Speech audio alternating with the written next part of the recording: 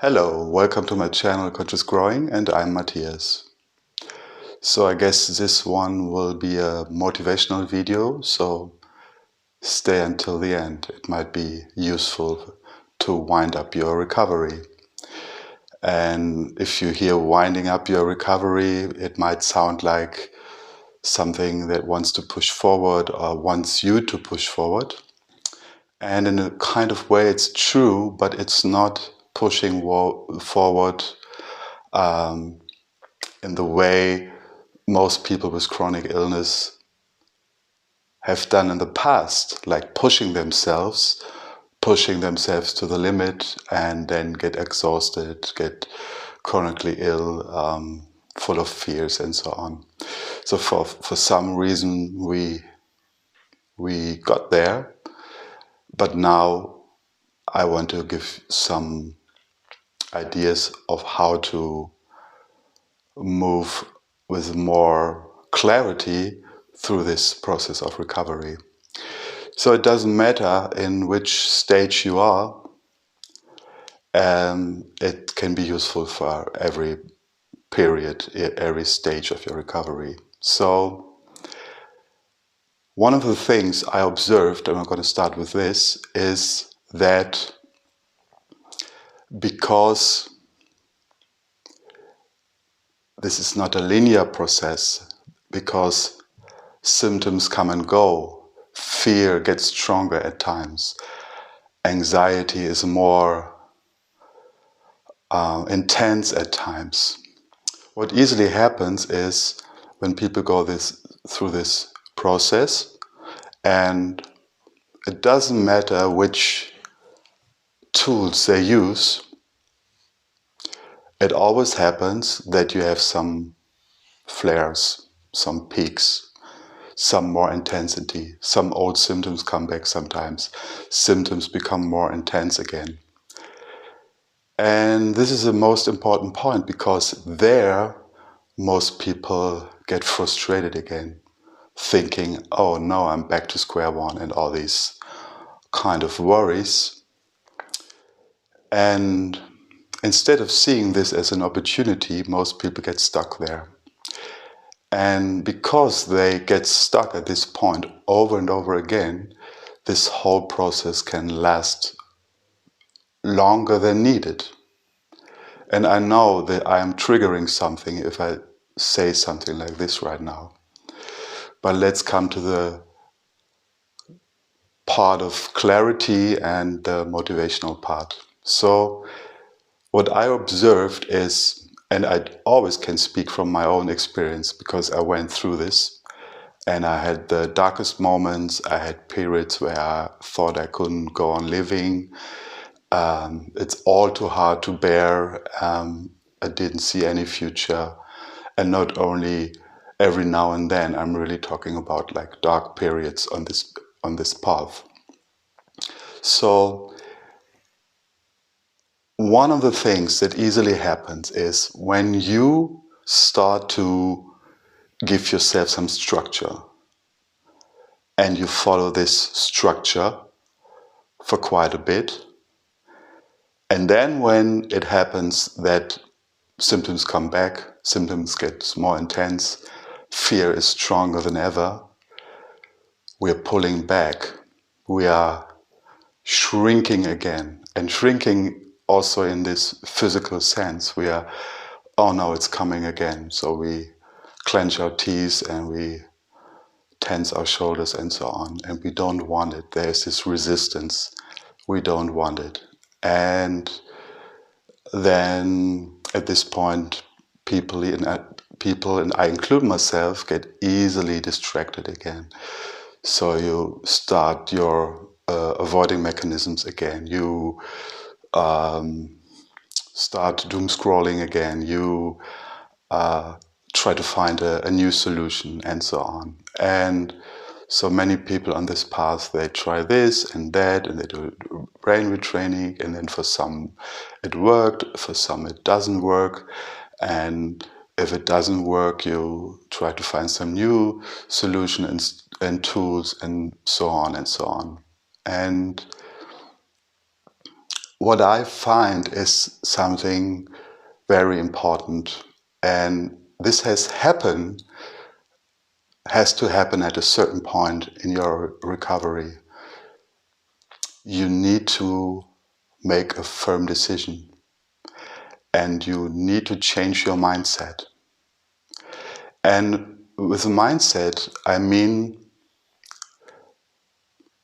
after all, this whole thing is fueled by fear. I think we have no discussion about it. All the symptoms are caused by fear. And when fear gets stronger, we're avoiding, we're pulling back, as mentioned. And therefore, we have to find something in us that's stronger than fear. This is kind of a manifest you have with yourself. That's why I say, okay, first of all, it starts with a decision. And when you once make this decision to decide, I'm stronger than my fear, I'm going to build up something in me that's stronger than the fear, then this is something I can always come back to, even on the wild days, even in the harsh periods, even when anxiety seems to be relentless. So what we have to decide is this. And to follow this, we need some new patterns. Because let's talk about the pattern of fear. The pattern of fear has just one purpose. It wants to keep you small. It wants to keep you safe. And as we know, this has a good intention. It wants to keep you safe. It's an old protective mechanism. I guess every one of you knows this. But we have to see that this protective mechanism is not operating on the right data. Because for most of us, there is no fear anymore. So this fear is operating on false data. Okay. Yeah. So we heard this very often in the TMS world. And there are lots of offers how to work with this. And if you watched some of my videos already, you know that for me the main key is to allow. So in other words, everything that comes up, we learn to allow it. We learn to be with the discomfort. And this takes some time.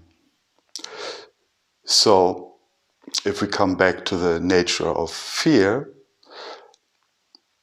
the fear makes suggestions. And it says, I can't do this today. It's too hard. My symptoms are too strong. Let's pause a little bit. Let's do it tomorrow or the day after. I need to calm down a little bit first. And this voice is very reassuring and seems to be very reliable because the symptoms are there, because you feel awful. And then what most people do is they believe this voice, and they might have some better days before, and then they pull back and they wait until they get better. But this is the wrong message to the brain, to the fear, because then the fear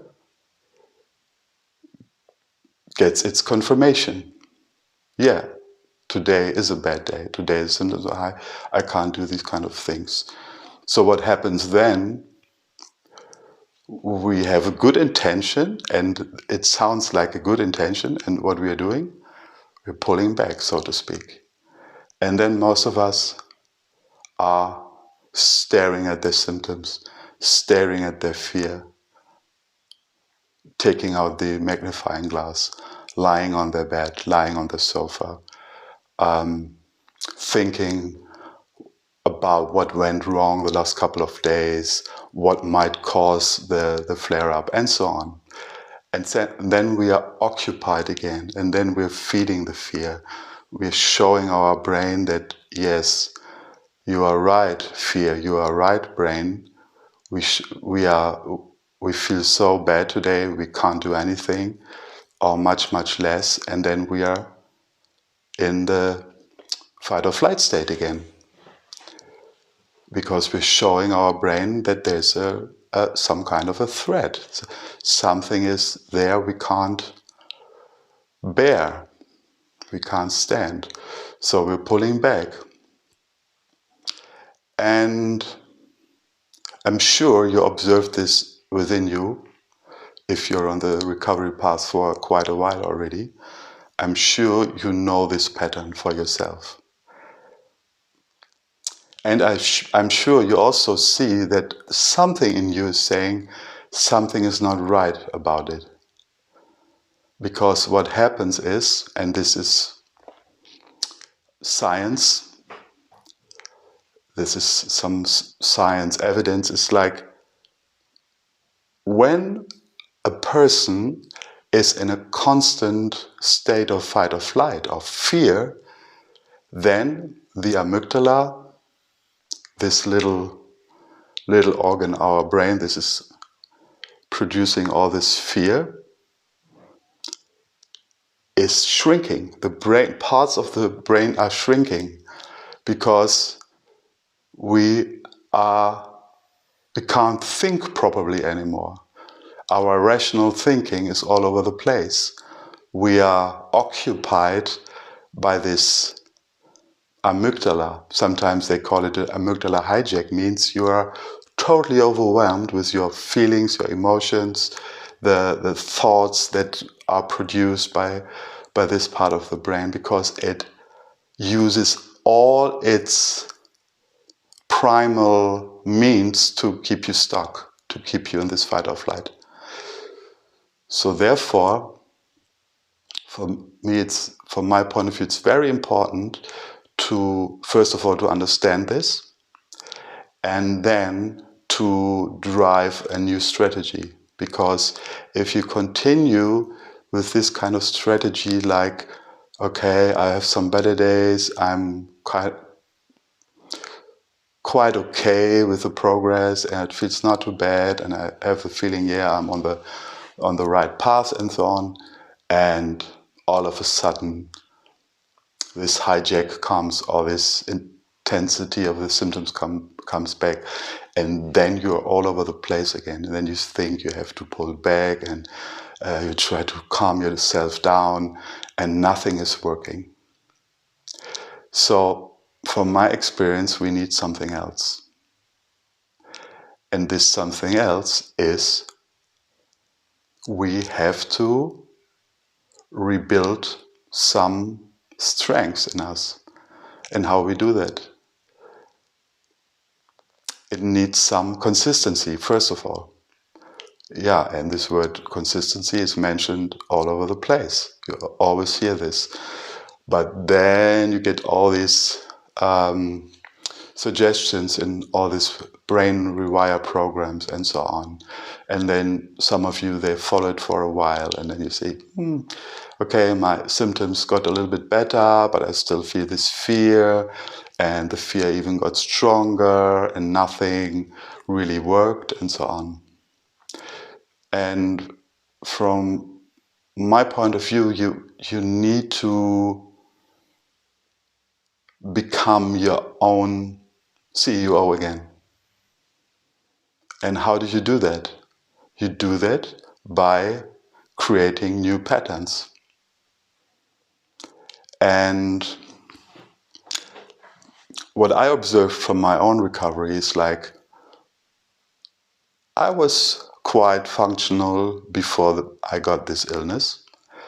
I did my work, I could work, I even enjoyed my work.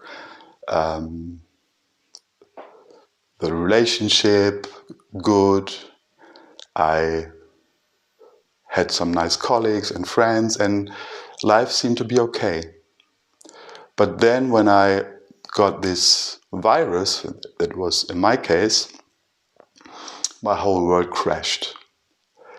And I could observe that the Matthias who was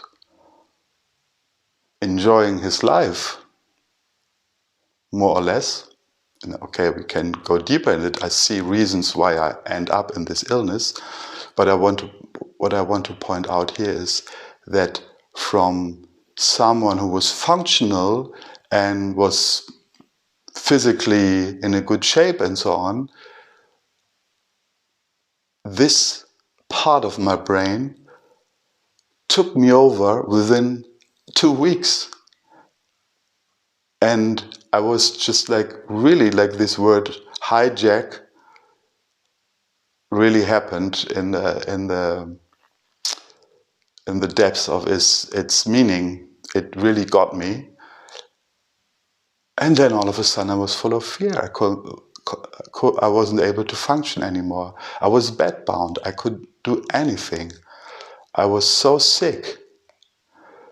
But then the more and more I discovered this, I saw that this is something that really is so strong and wants to keep me stuck and keep me occupied. And so there's all this philosophy of giving back safety. And I agree with that. But you have to see what kind of means do you take and use. Because if you constantly say to yourself, I'm safe, but if you don't feel safe, if your brain is still operating on fear, you can say this to yourself till the end of your days and it will not change. So the only thing that changes this is creating new patterns. And the tricky part about it is, like you were the functional person before, you lived your life before, then you got hit by these conditions, and then it went so fast that it kicked you out. And to build up these new pathways again, it needs some time, because now you probably have been in this for a while. And it's a reason that we got sick. But I'm going to talk about it another time. But here and today, I want to say that it's very important to create new habits. And to create new habits, it's helpful to have some routine within your day. Because when you have a routine, and even if you put it on a piece of paper and you pin it on your wall, and you see every day, okay, today, okay, I get up, for example, I lie 15 minutes with myself, then I go to the loo, then I go to the kitchen, then I have some breakfast, then I have my morning walk, then afterwards I start to prepare my lunch, then I have a little rest, then later on I read something, then later on maybe I go out again, have some, maybe meet a friend, whatever is possible in your capacities. So this is just an example. And of course it can be filled with your own activities and your own things you like. But the main point here is that you have this schedule and you have the willingness to allow the unpleasant moments. And sometimes, and that's what I did over and over again, is to sit with the discomfort. Not for too long, not for hours, but ever when the discomfort was there, I allowed it to be there. I also created times within my day where I was not getting more information in. Because what we want to reach, on one hand, we want to build up resilience. And we build up resilience by allowing, but also activating our own CEO to guide us through our days and through periods. And that means, like, when these days are more intense, I'm still following my schedule. I still do this. I show to my scared brain that I'm able to do it.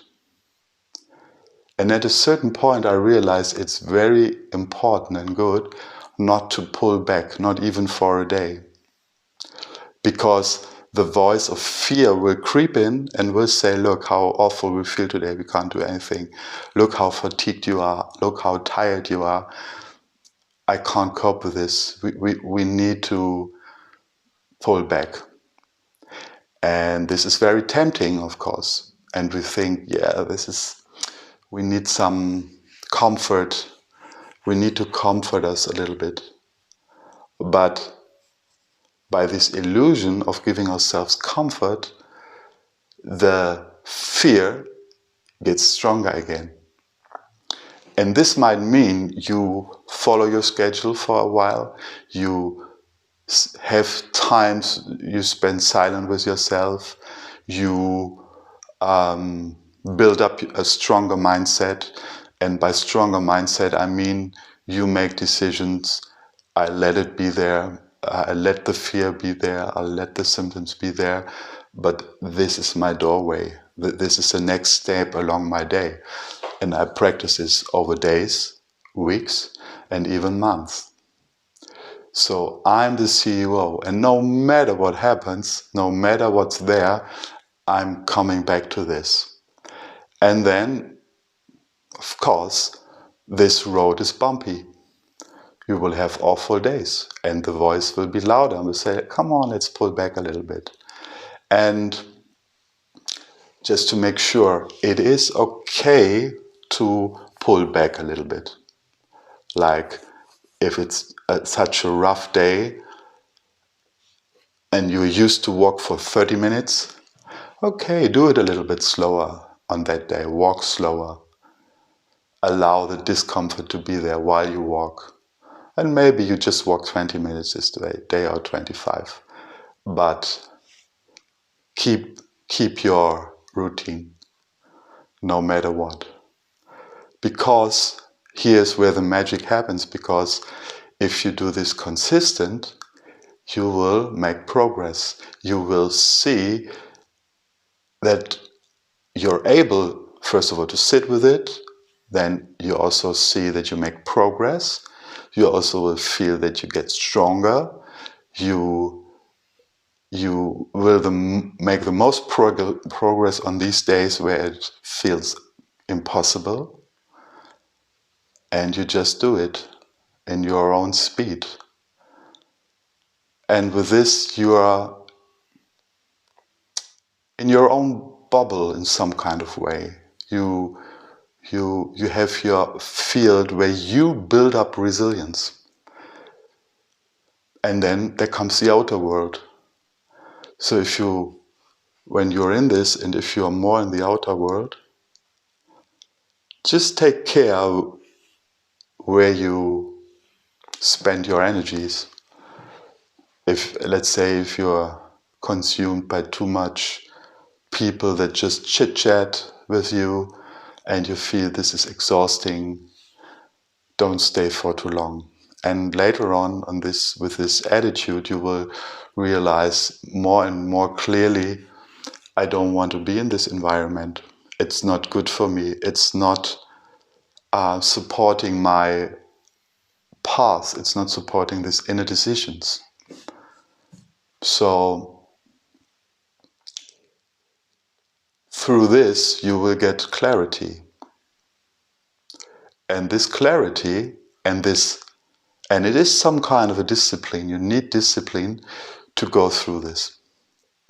Because what will happen also is when you make progress with this, and you will see, like after a few weeks, you will see, wow, this is working quite well. I'm in better shape.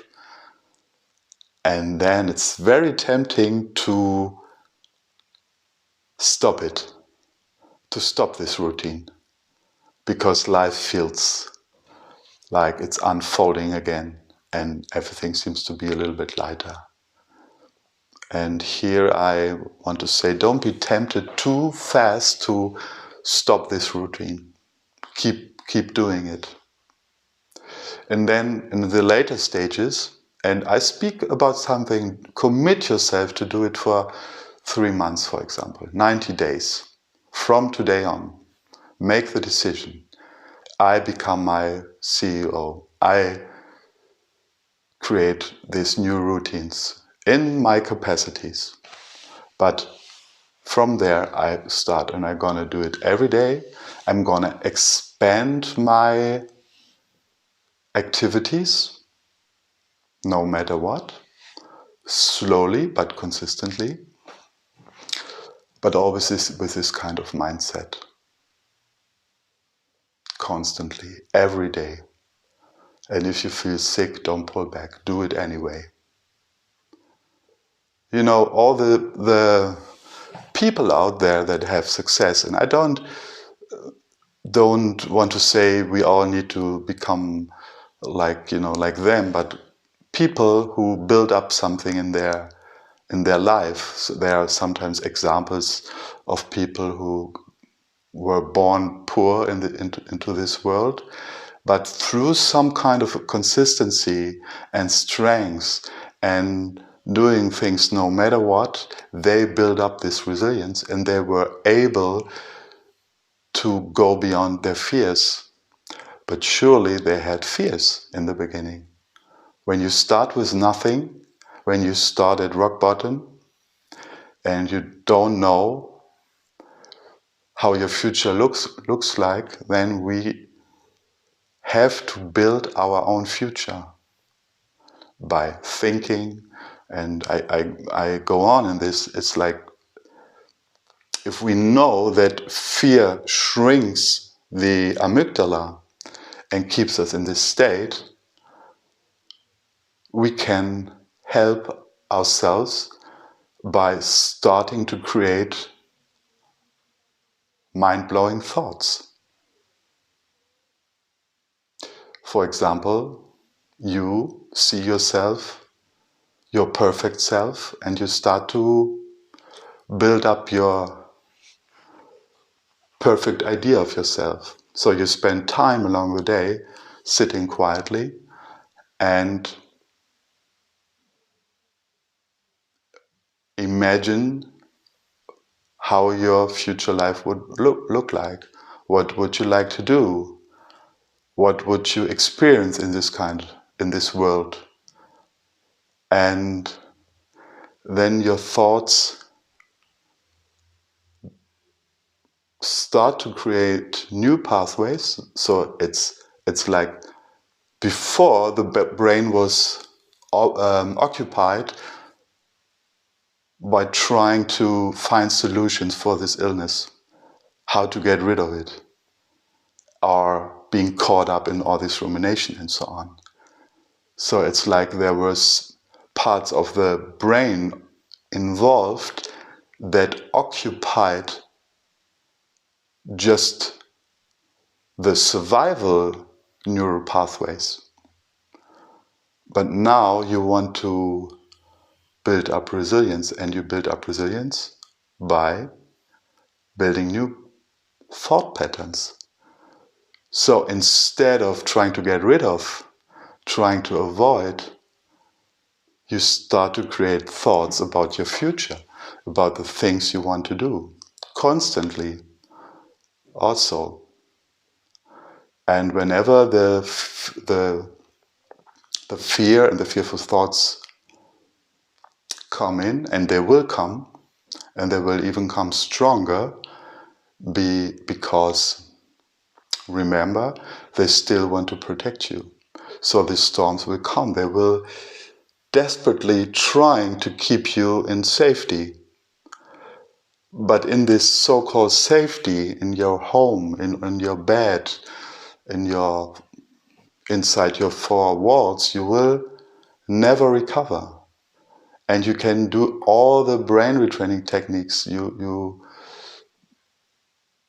ever heard of, and it will not bring the solution and the progress. It's something proactive. So you start new thought patterns, you start new behaviors, you have a schedule. Your brain sees, look, he's doing it every day. Even if he feels sick, he's still doing it. So he's strong. So at a certain point, the symptoms see that there's no reason to produce symptoms anymore, because this guy is doing everything. This woman, she's doing everything. But therefore, we need this consistency. And as I said, every day off, every day we think, it's too hard today, I can't do it. We easily get caught up. So again, remember, what's needed is something, some kind of a direction, I want to call it, that's stronger than your fears. And even if in the beginning it's not very reliable, of course you just build it up, and it needs time and consistency, as we know. So in other words, you will not believe in the beginning, but then you do it again, and you do it again, and you go through the fear, you allow the fear, you allow the symptoms, but you do it anyways. And I'm not talking about pushing, because this is what I tried in the beginning. I thought, okay, if I just be out there enough, if I go back to the groceries, if I go for my walks, they were all part of it. Of course, it brought me from bedbound to being some kind of functional again, up to a certain phase. But then this last piece was, I was still easily caught up again when symptoms intensified. And we all experience this. And I would say this is the reason why some people don't recover, never recover, because whenever the flare-up comes, and if you're on this journey for a while and after 2 years it comes again, you think you start at square one. And if you think you start at square one, then your whole system will believe you start at square one. But if you are strong in this moment and you show by thinking, you say, I have gone through this 1,000 times, I'm able to do it, it's okay that it's there, I can be with it, but then also you move on with what you want to do through the fear, through the discomfort, and of course you acknowledge this discomfort. It's loud, it's screaming at times. It wants to hold you back. See this. Then because, therefore, a gentle attitude is very good. But this gentle attitude towards yourself and towards what you are doing here, you're doing something very, very challenging, and it's a very intense transformation you're going through. Don't underestimate this. I don't underestimate it, but it's very helpful to come back to the understanding that on my worst days, I have to stay put. I should find moments where I be with the discomfort, where I allow the discomfort and still moving on. And if you do this for, let's say, 90 days, as mentioned, you will be another person. There's no other way. Because, as we know, yes, the brain is neuroplastic, but we prolong the process if we are pulled back by the brain suggestions, when fear comes back stronger, when we think we can't do this. So it can be helpful to do something every day, and even if it's just a little thing, like you, for example, when you haven't been to the shops for a few weeks, go to the shops, go there, go slowly, go with confidence. And even if your heart is beating fast, even if you're shaking, even if you're sweating, do it anyway. And do it again the next day and retrain your brain by this. This consistency is so important. And that's where most people get stuck. And that's why this roller coaster keeps going. Then they think, okay, they feel a little bit better. And then when they feel better, they think, it's gone. And then it comes back. And then you're not prepared. So prepare yourself to be stronger than your fear. Find something that anchors you through a consistent practice. Simple activities, but constant. Showing yourself that you are able to handle everything. This is the message here. And you have to build it up. And you have to be aware every day that your practice and your mindset and your attitude is stronger than the fear. And when the fear creeps in, you see, you recognize, okay, you're there, I know you, but I'm going this way again today, even if you're shouting loud. This is the main message here today. So I'm going to wrap it up here, and I hope there's some kind of value in this for you. So for everyone who is new to these videos, I do them in German and English. And if you haven't done yet, please subscribe to this channel if you want to have more information and more topics about the recovery path from chronic symptoms and anxiety. And yeah, of course, you are invited to leave a comment, and this will help to grow this channel and to spread this content even more. And of course, I will answer all the comments. And if you need some personal help, if you think, this what this guy is saying resonates in me, you find in the descriptions, you find the link to my website. And if you click this link, you find on the bottom, you find a formula, and you can write me a message, and I offer a one-to-one coaching and a free 30-minute call.